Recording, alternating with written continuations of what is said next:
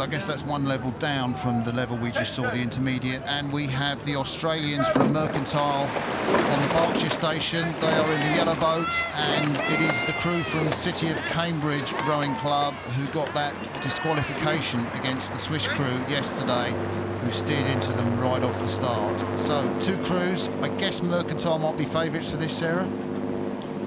Well, it'll be interesting because Mercantile had a tough race yesterday. They only won their race by a third of a length and had a really fierce battle all the way down the track. So they have had the opportunity to really blast out the cobwebs and have a really strong race, whereas this is effectively the first race for City of Cambridge after having that all clash at the start of the track in their event yesterday. But Mercantile, we know, is a strong and proud rowing club from Australia on the banks of the Yarra River down in Melbourne, founded back in 1880. So it's one of our older rowing clubs in Australia with an incredibly proud pedigree and history in not only Australian rowing but competing at Henley Royal Regatta as well. The great Jimmy Tompkins was a member of Mercs, wasn't he? Sure was. It's where the Awesome Foursome was based for many years throughout the 90s. So I'll tell you what, I didn't expect City of Cambridge to still be in this contest. They've got overlap. I don't know whether it's going to be an advantage that this crew didn't race. They basically did about 4 strokes yesterday, and then the Swiss crew steered into them.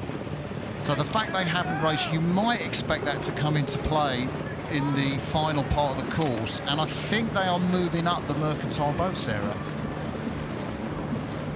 They are. I'm surprised to see this too, Crossy. I would have thought that the Mercantile boat sort of had the advantage there, but there's a big push now coming from City of Cambridge Rowing Club in the stroke seat there. We can see Duncan Huntley, 22 years of age. This is his first Henley Royal Regatta. Some experience behind him with Peter Stevens, James Odell and Ed Gardner, and they're really looking to push up onto Mercantile, who have had that early race lead. Are they able to answer this push that is coming from City of Cambridge Rowing Club?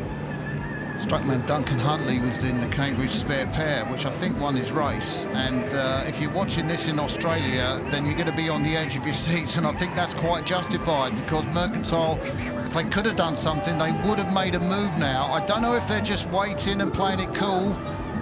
Their ratings still are quite high. They look a little bit on the short side. Cambridge have just got those long strokes. They haven't really changed their rhythm. Look across from the Cambridge bowman, Ed Gardner. We are going to be in for a fantastic race here. Mercantile, I think, have just answered. I think they've just done something there, Sarah. Well, they have to go now, because we saw that look come across from Ed Gardner, and they're starting to sprint, but it looks like it has been covered by Mercantile as they're coming down towards the enclosures now. Mercantile with the slightest of advantage, but they're stepping. We see the back there of Lachlan Wilmot, 22 years of age, spent a big chunk of the season out with a rib injury, but now back in the boat, and hopefully has had a good preparation coming into Henley. So when we pull out, we'll get the shot. There's still plenty of time for the Cambridge crew to do damage in this race, but their rhythm hasn't changed. They need to just sprint it up. Keeps looking across, doesn't he? Ed Gardner, the bowman, he raced in the Wyfolds in 2017, the Prince of Wales in 2018 and 23, and the Prince Albert. He's so experienced on this course. He's trying to use all of that experience to motivate himself and his crew to get back on Mercantile. But the Australian crew, while not looking the most convincing, a little bit of a timing discrepancy there between stroke and bow, I think, on that right-hand side of the boat. Umpire warning as well. Critical moments here, high-pressure moments. City of Cambridge get a warning from the umpire. They're moving back onto their station, and that really will have unsettled them. Mercantile now moving out to almost a length ahead of City of Cambridge, and they're going to get there because the line is fast approaching. So I know it's early morning in Australia, but if you're watching this in Melbourne, it will have been worth it, won't it, getting up that early, because your boys have held off the men from Cambridge who didn't have a race yesterday in their legs. Mercantile had a tough race, and boy, they look all tuckered out. Charlie Clark in the 3-seat, he looks destroyed.